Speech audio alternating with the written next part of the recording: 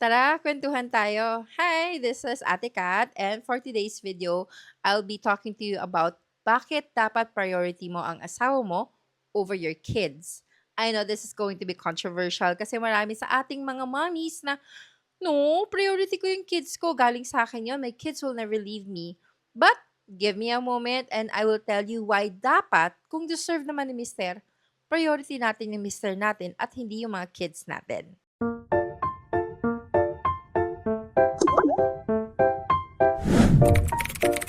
Okay, so we are back. If you haven't subscribed yet, please go ahead and do so. If this is something that is of interest to you, if yung mga kwentuhan online is something that, um, is something that you find appealing or maybe helpful to you, maybe listening to someone on the internet while you're doing something is helpful or beneficial to you, please go ahead, subscribe, like, comment, and share.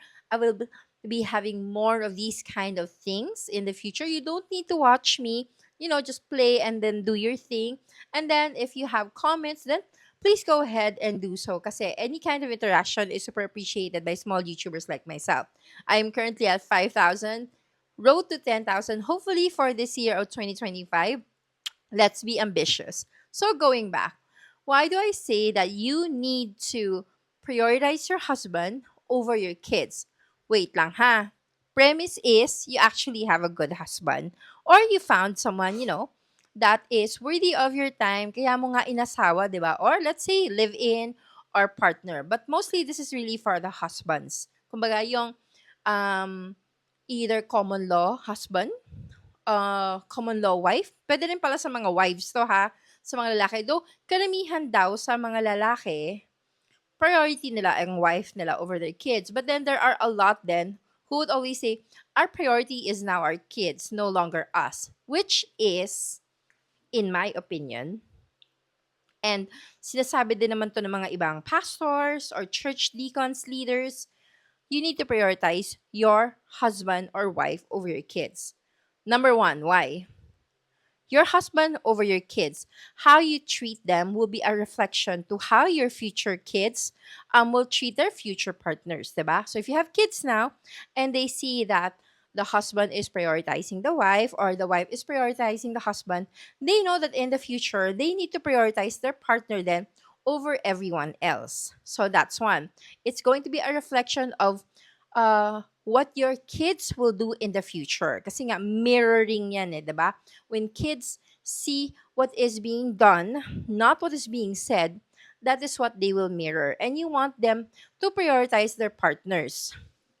Again, on the premise na deserve naman si Mr. Ngayon, syempre, si Mr. or si Mrs., pabaya or ano, that's a totally different thing. Mag-counseling po muna kayo or ayusin po muna natin yan. Okay? Next. Your kids matter. Of course, they matter. They're very important. I mean, I would die for my kids. But at the same time, my kids are not my own. They don't belong to me. I think a lot of parents think, oh, my kids, they're going to be there forever. No, they won't. Because if we raise them right, they will fly and they will fly high and soar high and they will build their own community, their own family. And that is something that you should be proud of. Mas hindi nakaka-proud na they're still clinging to you 30 years later, 40 years later.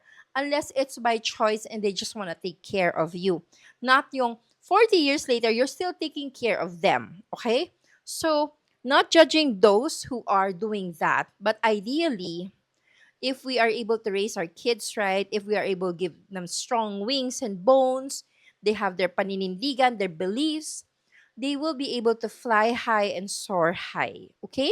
So, our kids are not our own. I have a 19-year-old, and since he turned 18, I would tell him all the time, graduate from college, and you can do whatever you want, as long as it's not illegal, and as long as you don't hurt anyone, physically or unalive anyone.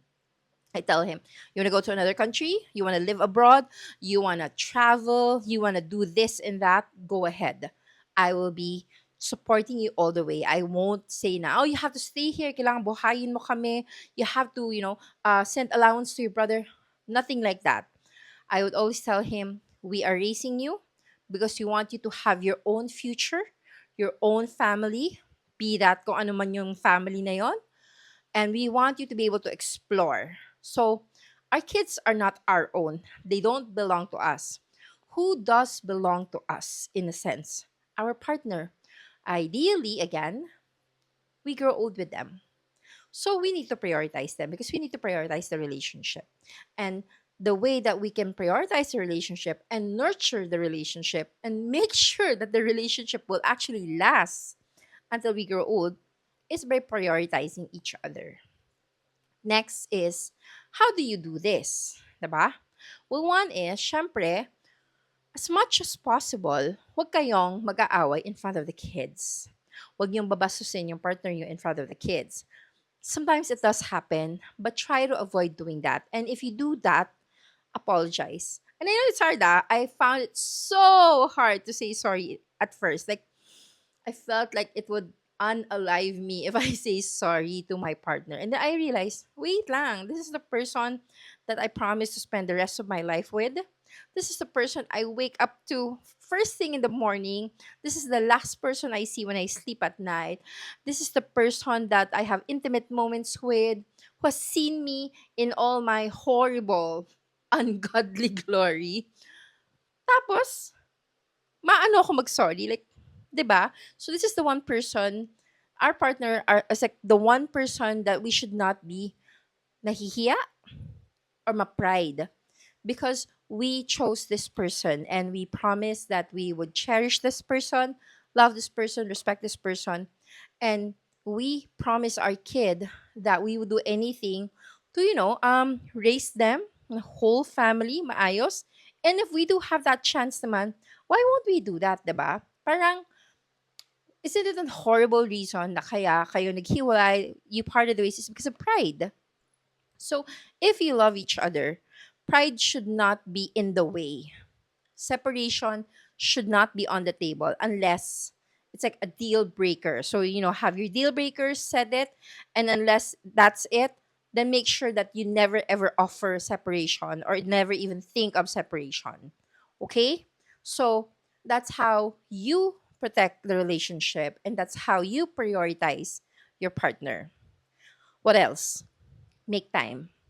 And when I say make time, call out each other. Because syempre, all of us, we tend to be, we're on the phone, we're on the phone, we're on the phone. We're like, yeah, okay, okay. So I used to be super guilty of that. And then I realized, wait, mali. It's not a good reflection on my kids, especially when my Callie started saying, Mommy, put down your phone. Mommy, you're not looking. So he called me out, and then I realized, oh, oo nga no. So I started calling out my husband as well, like, phone ka ng phone ka ng phone, kinakausap kita. So now we're all learning to put down our phones, especially on the dinner table, especially when we're talking to each other. So no relationship, no couple, no family is perfect, but I think if we make an effort to do these small things, things can get a lot better. Relationships can get a lot better. And at the end of the day, that is all that we hope for, right? So this is why I say prioritize your partner over your kids. Your kids are not yours. They will fly and get out of the nest. You will be left alone with your partner. And when you guys are alone and there's no more kids because they all flew away, you want to make sure that the person that you are spending the day with and the night with 24/7 is someone that you actually love and want to spend time with, someone that you can laugh with, someone that you can talk to endlessly for hours on end, or just sit in comfortable silence. I hope that this helped. Again, this is all just based on my own experience. And if it helps even one couple, then I'm very happy already. So again, if this is something that helped you out, please go ahead, subscribe, like, comment, and share.